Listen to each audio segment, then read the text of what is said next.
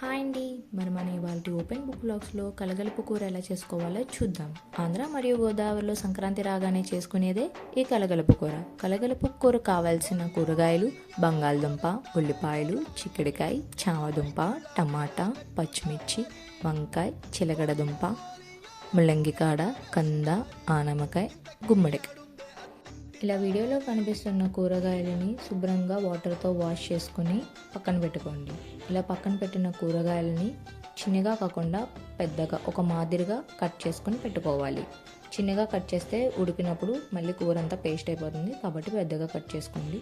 తర్వాత కుక్కర్లో ఇలా కట్ చేసుకున్న కూరగాయలని వేసుకోవాలి. వేసుకున్న కూరగాయల్లో 1 గ్లాస్ ఆరు 2 గ్లాసుల నీళ్లు పోసి ఉంచండి. ఇలా నీళ్ళు వేసుకున్న కూరగాయల్లో సరిపడా కారం వేసుకోవాలి.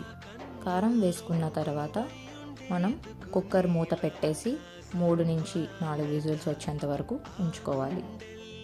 అదేంటి అన్ని కుక్కర్లో వేసింది ఇప్పుడు మళ్ళీ చూపిస్తుంది అని అనుకుంటున్నారా? లేదండి, ఉల్లిపాయ, టమాటా, వంకాయ, పచ్చిమిర్చి, చిగుడుకాయ చాలా కొద్ది సమయంలోనే ఉడుకుతాయి కాబట్టి నేను ఇందాక వేసుకోలేదండి. ఇప్పుడు కుక్కర్ మూత తీసి ఉడికిన ముక్కలలో ఈ చిక్కుడుకాయ, టమాటా, ఉల్లిపాయ, వంకాయ, పచ్చిమిర్చి వేసుకోవాలండి. ఇలా అన్నీ ఈ ఉడికిన ముక్కలలో వేసుకొని కలపాలండి. కలుపుకున్న తర్వాత ఇప్పుడు ఉప్పు వేసుకోవాలి.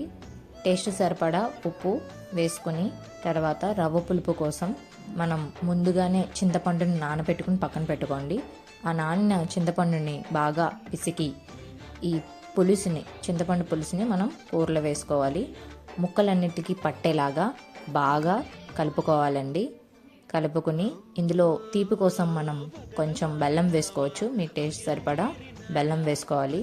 తర్వాత ఉడుకుతున్న కూరలో ఇలా కొత్తిమీర వేసుకోవాలండి. ఇప్పుడు కూరలో పోపు కోసం పక్కనే కడాయి పెట్టుకుని కడాయిలో ఆయిల్ పోసి ఆయిల్ బాగా వేడెక్కాక అందులో పచ్చిశనగపప్పు, ఆవాలు, జీలకర్ర, ఎండుమిర్చి, కరివేపాకు వేసుకొని కలుపుకోవాలి.